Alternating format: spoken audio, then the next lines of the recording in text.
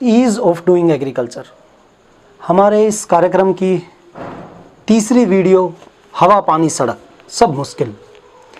इस वीडियो में हम कुछ वो मुश्किलें लेकर आ रहे हैं आपके बीच, किसान की जिस पर शायद किसान भी ध्यान नहीं देता और सामान्य व्यक्ति तो क्यों ध्यान देगा। ईज़ ऑफ डूइंग एग्रीकल्चर हमने ये कार्यक्रम इसलिए शुरू किया है कि हम बताना चाहते हैं कि जैसे ईज़ ऑफ डूइंग बिजनेस है कि बिजनेस जो वर्ल्ड बैंक का कार्यक्रम है कि बिजनेस के लिए सुविधाएं कितनी है, बिजनेस आसान कितना है, कि एग्रीकल्चर का भी ऐसा कुछ हो।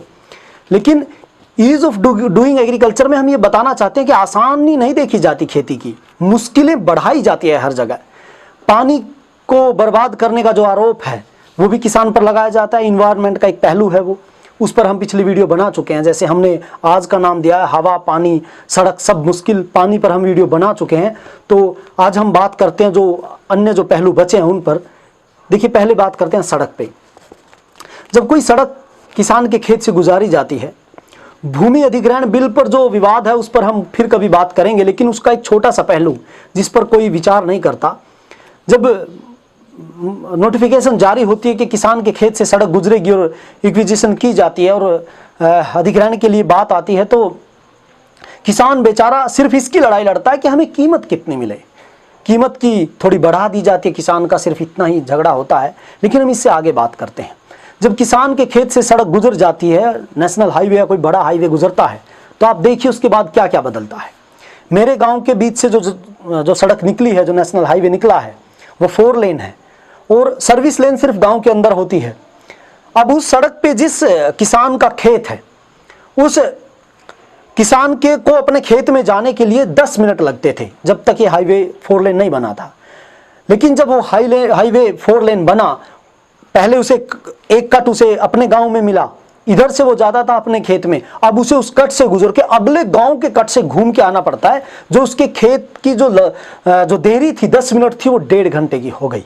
रोज की समस्या हो गई। किसी व्यक्ति को चंडीगढ़ जाना था, उसका आधा घंटा कम हुआ होगा, वो महीने 2 महीने में जाता होगा। लेकिन किसान रोज अपने खेत में जाता है, 10 मिनट की दूरी 1.5 घंटे की हो गई, मतलब उसकी खेती करना मुश्किल हो गया।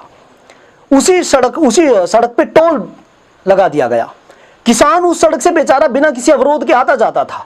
अब छोटे किसान, अब सामान्य कार आम हो गई है, उसे कार लेकर आड़ती के पास जाना है, शहर में कुछ काम जाना है। अब लोग सोचते हैं किसान तो साइकिल और मोटरसाइकिल तक ही सीमित है या ट्रैक्टर निकले, गाड़ी तो किसान के भाग्य में नहीं है। अगर वो गाड़ी लेके जाता है तो उसका टोल लगेगा उसके खेत में उसने अपने घर में एक बैरिगेटिंग लगा ली है अपनी जमीन देकर कि वो वहां से गुजरेगा तो उसे पैसे देने होंगे।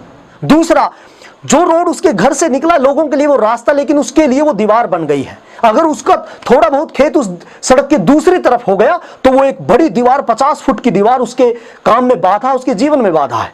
और वो लगातार बस वो क्या करेगा, उस खेत से परेशान होकर उसे पीछा छुड़ाएगा। खेती मुश्किल, सड़क जो लोगों के लिए आसान थी किसान के लिए मुश्किल खड़ी कर देती है।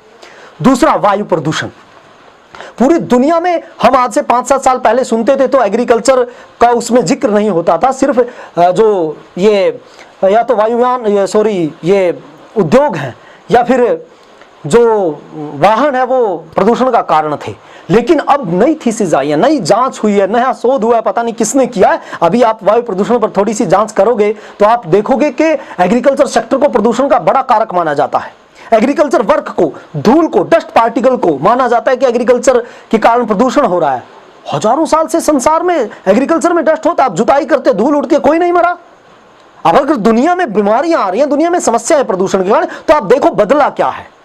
किसान अभी कल परसों या 2 साल 4 साल 5 साल से नहीं शुरू हुआ, या 10 साल से या 100 साल से, हजारों साल से कर रहा है, कोई समस्या नहीं है, पता नहीं। लेकिन और दूसरे एक और थीसिस कि पशु अपना जो चारा है उसे पचाने के लिए जो मीथेन गैस छोड़ते हैं वो प्रदूषण का कारण है। पता नहीं इनका दिमाग कहां है रिसर्च करने वालों का। बस किसान, पशु भी किसान से संबंधित है और डस्ट भी किसान से संबंधित है, तो आरोप लगाओ किसान पे। क्योंकि उद्योगों पे बात होगी तो बड़े बड़े इंडस्ट्रियलिस्ट इनके गिरेबान पकड़ लेंगे, उनके ऑर्गेनाइजेशन आ जाएंगे इनके दीवार पे चीखने के लिए, पैसा वहां से आता है, कोई नहीं बोलेगा। हाँ, किसान पे बोलो, किसान भी बेचारा बेजुबान है, पशु भी बेजुबान है, आरोप लगा दो, कोई बोलेगा ही नहीं। मतलब प्रदूषण के लिए अगर हर साल होता है कि अभी भी आप देख लीजिएगा, ये कोरोना वायरस के कारण जो समस्याएं आई थी, एग्रीकल्चर का सेक्टर वही काम कर रहा था, लेकिन कोई दिक्कत नहीं है प्रदूषण की। वाहन बंद हुए तो प्रदूषण कम हो गया, लेकिन एग्रीकल्चर का काम वैसे के वैसे चल रहा था। आपको पता चल गया प्रदूषण का कारक क्या है, लेकिन सिर्फ उनके ऊपर आप आरोप नहीं लगाएंगे क्योंकि वो ताकतवर लोग हैं, किसान कमजोर है। अब दो कुछ छोटी छोटी चीजें और हैं, जैसे बिजली का विभाग है। किसान के खेत से अगर बिजली की लाइन निकाली जाएगी, खंबे गाड़े जाएंगे, अगर किसान के लिए तो चलो कोई बात नहीं भाई, काम जरूरत है, लेकिन किसी व्यवसाय के लिए, किसी होटल के लिए, किसी और औद्योगिक काम के लिए अगर वहां से खंबे गाड़े जाते हैं तो नोटिस भी नहीं दिया जाता। चलो आप लगा दो भाई, जरूरी चीज है, बिना पूछे आप लगा रहे हैं, कम से कम इतना तो बता दो कि किसान को आपने अधिकार नहीं दिया रोकने का, लेकिन रोकने का नहीं अधिकार है, बताने का तो उसका बेचारे का अधिकार होगा, पता करने का तो कि उसे नोटिस मिले कि आपके खेत से खंबे गड़ रहे हैं, आप आ जाइए, कोई आपको नुकसान नहीं पूछा जाएगा, उसे गड़े गड़ाए दिखेंगे, उसकी फसल खराब हो कोई मतलब नहीं, क्योंकि स्वीकृति का अधिकार तो उसे जो फसल बीमा है उसमें भी नहीं दिया गया कि आपको स्वीकार करने की कोई अनुमति है कि नहीं, आप पे हर चीज थोप दी जाती है। कारण दिया जाता है किसान अनपढ़ है, किसान जानता नहीं, गलती किसकी है, किसान को जागरूक करना था, पढ़ा लिखा बनाना था, लेकिन ना, ये गलती उसकी और उसी के ऊपर थोपी जाएगी। बिजली विभाग आएगा, रातों रात खंबे गाड़ कर चला जाएगा, बेचारे किसान को यह भी अधिकार नहीं कि उसे नोटिस दिया जाए, उसे बताया जाए कि हम आ रहे हैं। फॉरेस्ट विभाग की बात करते हैं कि किसान की बिल्कुल नजदीक से फॉरेस्ट की जमीन, नेशनल हाईवे कोई गुजरता है तो फॉरेस्ट की जमीन होती है, उसके 10-10, 20-20 फुट तक किसान की फसल खराब होती है, छांव के कारण वो कमजोर हो जाती है, उसे अधिकार नहीं उस पर बात करने का, ना उसे मुआवजा दिया जाता, क्योंकि चलो कोई बात नहीं, किसान नहीं लेगा, पर्यावरण सबके लिए तो किसान के लिए भी बढ़िया है। असल में तो किसान पर्यावरण का ही काम करता है, जो पौधा किसान के खेत में पैदा होता है वो भी कुछ ना कुछ पर्यावरण का हिस्सेदारी करता होगा। अब लेकिन दिक्कत क्या, अगर पेड़ गिर गया आंधी के कारण या किसी और कारण से, किसान ने अगर उसे उठाकर अलग रख दिया किसी अपनी फसल को बचाने के लिए, तो वन विभाग में अधिकार है किसान पे एक्शन लेने का, किसान पे आरोप लगा सकता है, आप पेड़ चुरा रहे थे, जुर्माना लगाया जा सकता है। हाँ, विभाग को जानते हैं, रातों रात वो पेड़ उठाकर ले जाता है, क्या पता कितने कितने दिन पड़ा रहे और किसान की फसल खराब हो जाए। लेकिन हाँ, अगर किसान ने अपनी मर्जी से उठा लिया तो अधिकार है, वहां के जो गार्ड होंगे वो एक्शन ले सकते हैं किसान पे। ये कुछ छोटी छोटी चीजें थी जो हम बताना चाह रहे थे कि किसान छोटी छोटी परेशानियों के कारण रोज ऐसी सैकड़ों हजारों समस्याएं हैं जो उसकी खेती को मुश्किल कर रही हैं, इन पे किसान नहीं देखता। कोई व्यक्ति एक छोटे से प्रॉब्लम के कारण अपना बिजनेस बदल देता है कि प्रॉब्लम्स आ रही हैं, किसान हजारों समस्याओं से पूरी जिंदगी बेचारा उसका सामना करता है और पीढ़ी दर पीढ़ी इन समस्याओं को लेकर आगे बढ़ता रहता है। देश की अर्थव्यवस्था में इतना बड़ा सेक्टर एक कमजोर, गरीब, असहाय और पशु के बराबर बना दिया गया कि तुझे बोलना भी नहीं है।